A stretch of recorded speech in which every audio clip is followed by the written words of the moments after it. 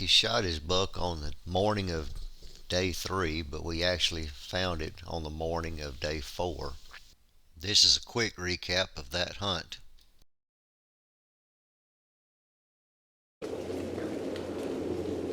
After 24 hours and over a mile of blood trailing, I found my buck. Unfortunately, so do the buzzards. I can't use the meat. But at least we did find him, and he did die.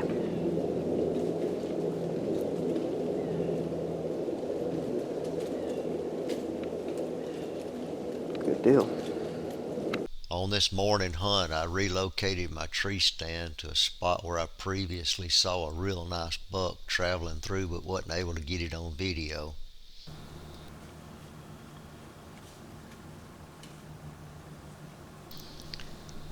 It wasn't too long and these does started kind of easing their way through. There's actually some acorn trees here on this little flat. Creates a little bench that these deer travel, and they're still dropping, so these deer are kind of feeding their way through to the bed area. The bed area is about 75 yards the direction that these does are traveling. There's a little finger ridge point that drops off into a steep bottom. The bottom of that hollow is another huge field that's overgrown, getting close to the riverbank side of the properties.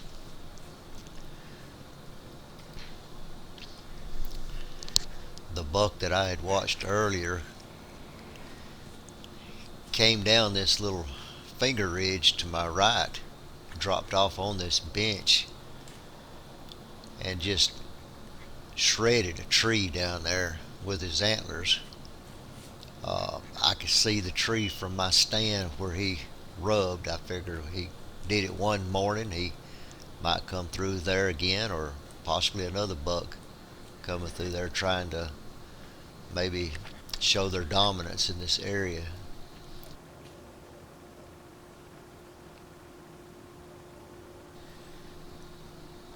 I watched these deer quite a while. It was a mama doe and 2 fawns, and it was obvious the mama doe wasn't in heat or fixing to come into heat, because she's still with her 2 fawns and they're relaxed feeding on acorns. Pretty much have no concern of a buck chasing them at this moment. It's not to say a young buck might not come in here and bust this little group open. You know, they are acting like teenagers themselves, and they don't know any better, but a dominant buck obviously wouldn't be looking for this doe right here at this moment, because they pretty much separate themselves from the fawns or get cut out by the buck. One of the two happens. Later that morning, you can hear the frost melting off the leaves, and it sounds like it's raining. Creates a lot of background noise. And another doe group comes through. I call them doe groups. It's actually a button buck, mama and 2 fawns coming through. Maybe 3 fawns, I can't remember. We'll look at the video and see as I'm editing this. Anyway, another group of deer come through. I call them all does when they're this age. Even the young bucks with spikes I sometimes call does. You have to overlook that. They hung around a while, fed on acorns as well. I had actually got down out of my tree and relocated so that I would have a better shot opportunity, and these deer are actually smelling the brush that I had rubbed up against, and they're standing dead under the tree that I was in, sniffing around. Just curiosity, pretty much. The mama doe, obviously, she's kind of looking. She's a little more nervous than the young fawns. A little more experience with her. She's sniffing the air, trying to get a better smell of me.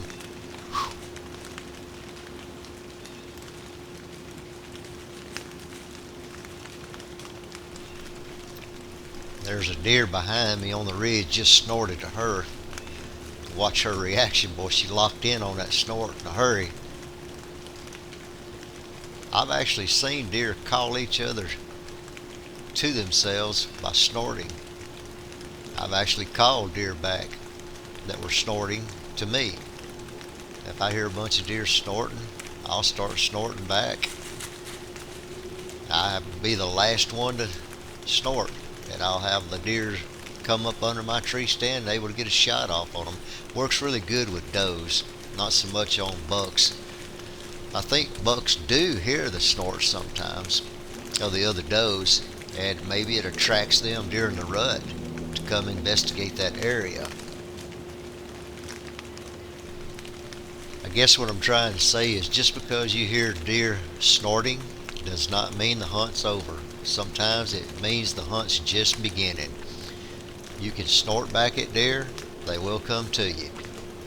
A lot of guys already know this, but I'm sure there's plenty of people out there that don't know this, so always keep that in mind.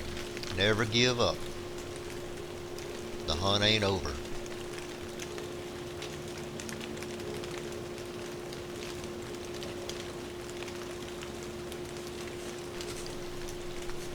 She's eventually going to circle around me and go back up there to where she heard that deer snorting, which is another case in point.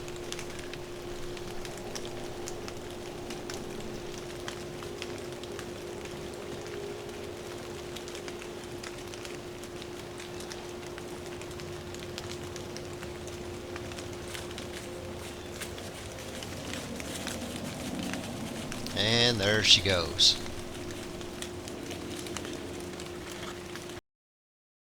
Even though Matthew's got a buck under him, he's still got a doe tag in his pocket, so he's going to do an afternoon hunt looking for a doe.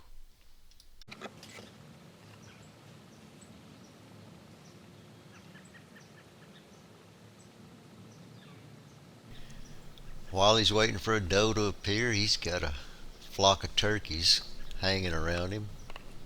Very entertaining.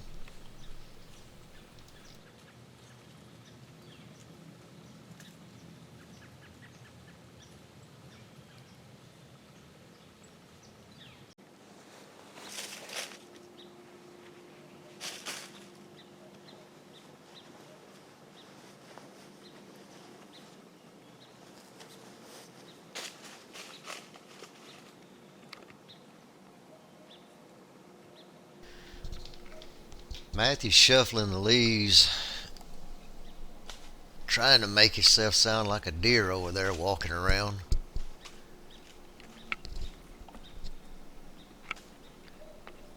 Trying his best to get the attention of this doe before she goes over there to hit that acorn tree. I guess he's saying that, hey, I'm over here. Come eat my acorns. This little doe ain't paying him no mind. She's going straight to that other acorn tree. Fill her belly up.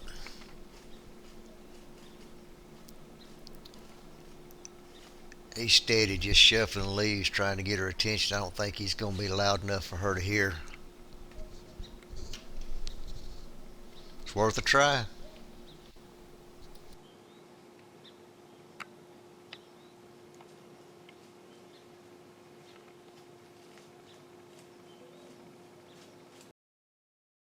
On my day 4 evening hunt, I'm scouting out a new area altogether. I'm going to try to find me a pinch point in between these two doe bed areas that I know about.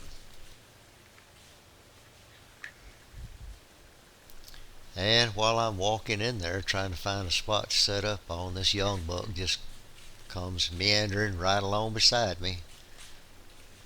He never even knows I'm there until he catches my ground scent. He has to walk across the trail that I came in on, so kind of boogers him up just a little bit. And there he caught my ground scent. Yes, I'm wearing rubber boots. Yes, deer smell your ground scent with rubber boots on.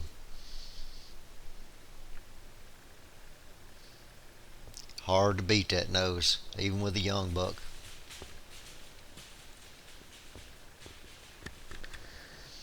It's gonna be real tricky hunting this corner right here. Last year I saw 130 plus class deer working his way through here. He got downwind of me. He don't know where I'm at. He hadn't spotted me, but he did get downwind of me and smell me. So I'm trying to get in here and J-hook around so I can get right on these trails. That was a very good piece of intel that he just gave me.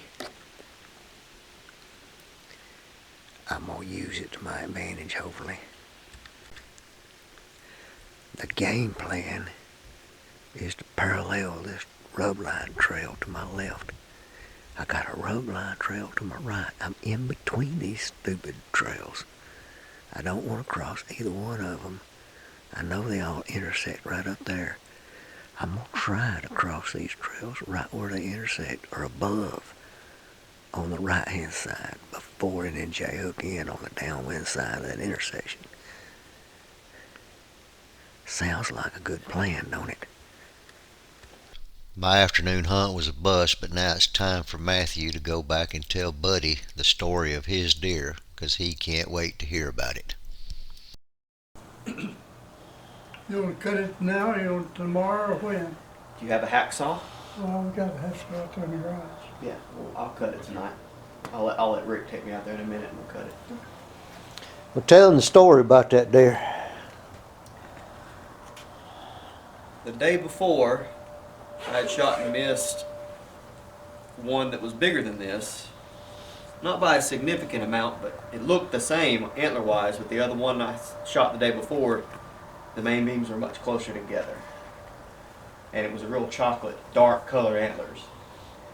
This one came by right at daybreak, and I thought it was the same deer. He was out of range of me. And I grunted at it, made it stop, and it kept walking. 5 minutes later, it came right dead to my tree. I managed to turn it. I guess he wanted to check something first before he came to me, but he came right to my tree, and I pulled the bow back the first time. The deer heard that happen, even though all the leaves were falling, so I eased it back down. He took a few more steps. I pulled it back again, and it went, when my compound bow clicked at the very end, he heard that, and he froze and actually looked up right at me. So I had to quickly put it on him and shoot, but he was only about 10 yards away from the tree. And of course, you know that I thought I made a bad shot, because I blood trailed him for 600 yards. I blood trailed him for about 400 yards, jumped him up. He went to the edge of the woods. Came back 2 hours later, me and Dad jumped him up. Came back 2 hours after that, me, Dad, and Mike jumped him up. He was still alive. So I went back in there this morning and hunted with the intent of doing a little more blood trailing afterwards. And when I got up there, I couldn't find good blood. So many leaves had fallen on the ground. But I did see buzzards in the trees. So I went up to the top of the hill where the buzzards were, and there's my deer. So unfortunately, I didn't get any meat off of him, but I did get. You think the coyotes may have finished him off? I don't know. It looked like a tussle went on up there, but it was a good shot. I don't know how it went as far as it did. I went in right behind the right shoulder, and it came out low on the left side underneath the rib cage. It should have punctured both lungs, the shot that I made. But apparently it didn't. He wouldn't have gone as long as he did if I hit both lungs. No, the Is chocolate there any antler. way that you can do that in the morning? Do what? Cut it horns off? You want me to do it in the morning? Yeah, I've got to get back in the house. No, you go ahead. You go ahead. We can do that. You want me to take him out there? Well, I Oh, got, I wouldn't know where your hacksaw is. We can do it Saturday. uh, We'll do it Saturday.